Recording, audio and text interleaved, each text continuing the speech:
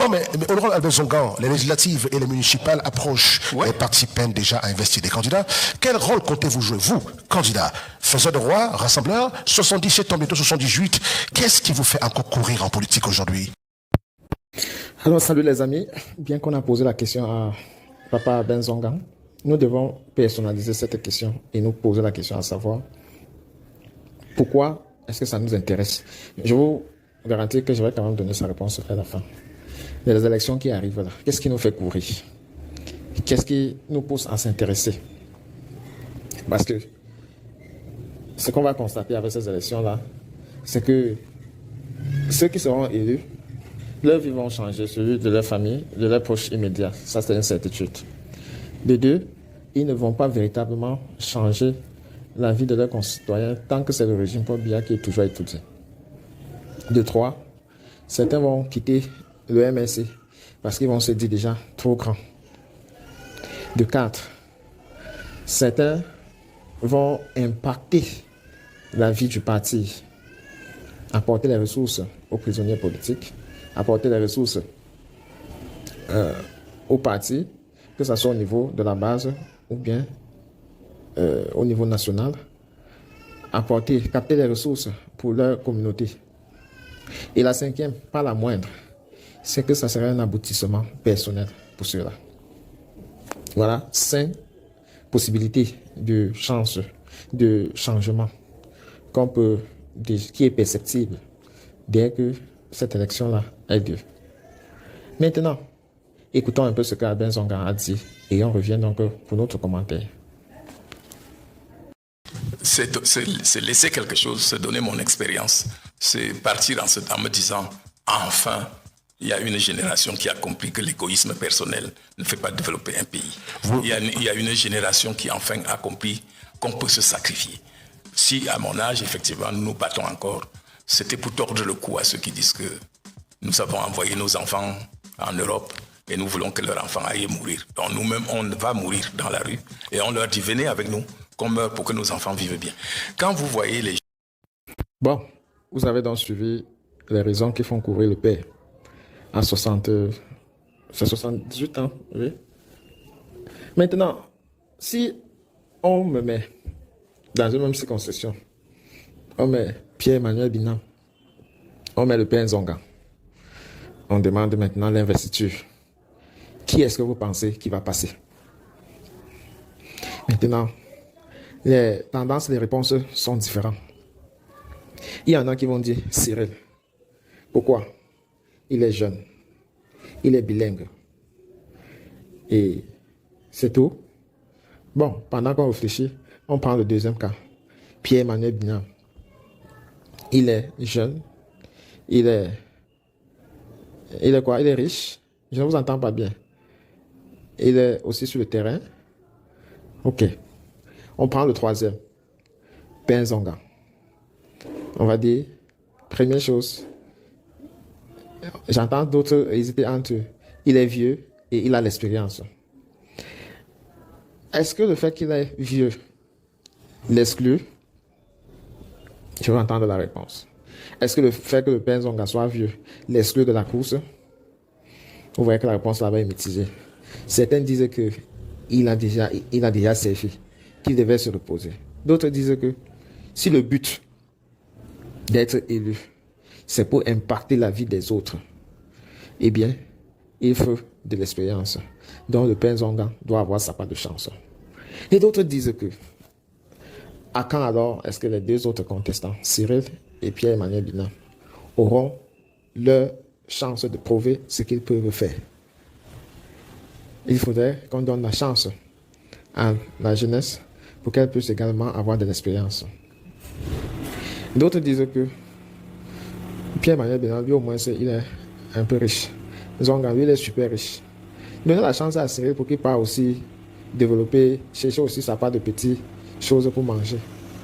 Et vous voyez que lorsqu'on a réuni tout ça, on tombe sur la table des commentaires qu'on a lus ici et là.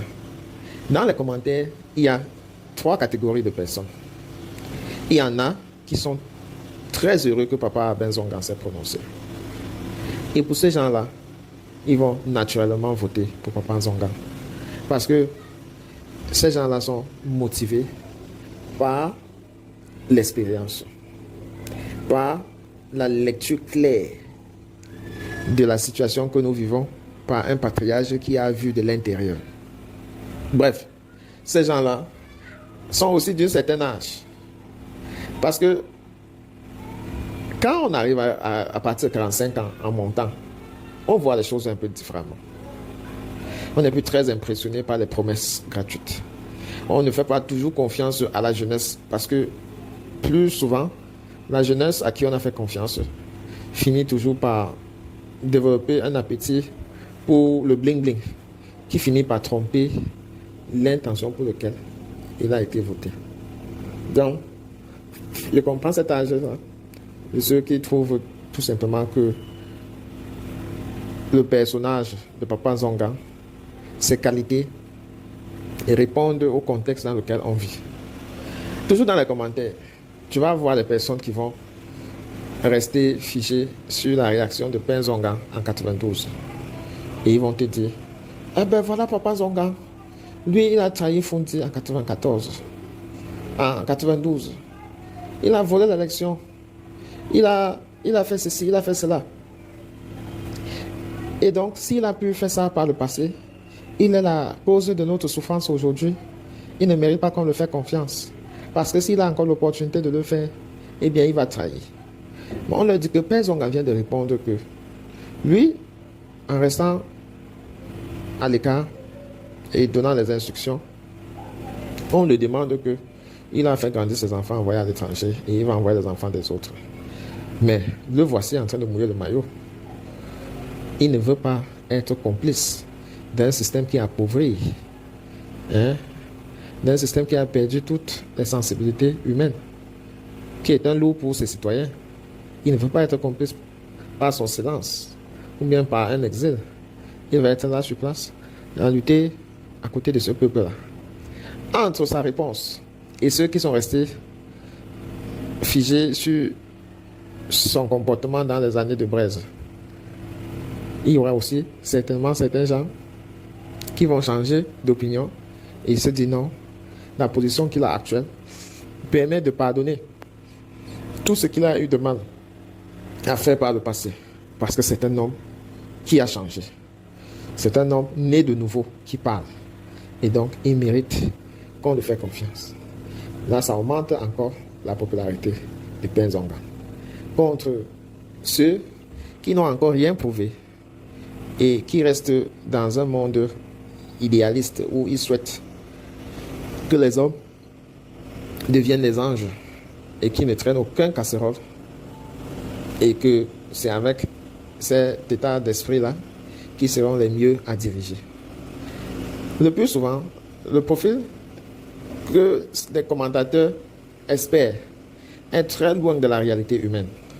Ils idéalisent tout simplement un type d'homme dans leur tête qui le plus souvent ne peut pas être serviable dans la réalité. Ils trouvent que tous ceux qui contestent traînent toujours des casseroles qui n'est pas à leur goût. Donc au finish, sur ces élections-là qui viennent à proximité, Père Nzonga maintenant peut encore profiter de ses ressources et de sa proximité au pouvoir, de l'investiture, pour donc damer le pion à Cyril et à Binan. Et les réactions ne vont pas tarder. Vous allez entendre ceux de la jeunesse qui se sentent donc abusés, vont dire, dans le MSC, on ne respecte pas la jeunesse. Regardez Cyril, depuis les années, il se bat pour le parti. Il est fait comme ça, il est monté.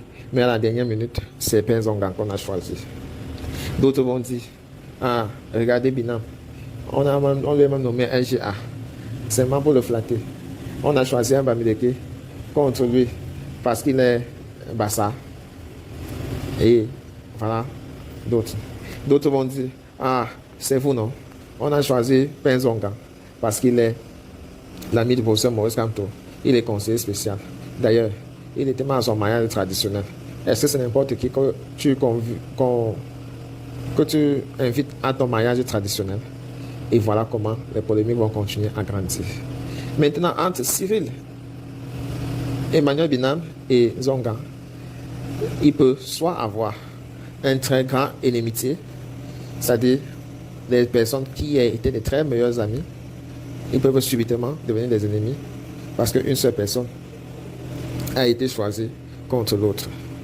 Voilà ce qui nous attend dans les jours à venir alors que nous préparons ces élections. Le but de donner un portrait, c'est de nous préparer déjà à dépasser les clivages. Il faudrait que chacun ne pense pas seulement à la réussite, mais aussi à l'échec. Il n'y a rien qui déstabilise l'esprit que l'échec. Et quand cet échec-là vient qu'on ne sait pas préparer, ça devient encore pire. Bien que le père Zonga dit vouloir laisser un héritage mérité à la prochaine génération, il est libre de ne pas cracher sur le fauteuil parlementaire s'il a l'occasion. Lui demander de laisser l'affaire là pour les jeunes, il vous a dit rien ne garantit que ces jeunes-là seront encore dans le parti au lendemain de leurs élections. Donc, en politique, comme on voit là, il n'y a pas que l'âge qui compte, il n'y a pas que l'expérience, il y a surtout la loyauté. Le plus souvent, celui qui est le plus loyal peut gagner contre les autres. Parce que lui, au moins, on est sûr que s'il est en vie dans 10 ans, on peut alors encore le compter sur les lignes. Pour sortir, qui pouvait imaginer que notre champ n'était pas loyal? La loyauté, souvent affichée, peut souvent cacher des intérêts non dévoilés. C'est aussi une invitation à bien... Mais on n'est jamais assez averti. Parce que ce n'est que lorsqu'une situation se pose qu'on est capable de prendre la pleine mesure. Mais les psychologues vont nous dire qu'il y a toujours les petits signes que des personnes laissent. Il faut seulement être vigilant pour détecter. Voilà. Qu'est-ce que tu penses de cette analyse? Est-ce que c'est une réflexion perdue ou bien elle entre dans le contexte que nous vivons? C'était Cyril, le maire. Tu peux toujours me faire un petit message si tu trouves que mettre ton commentaire ici va t'exposer. À très bientôt.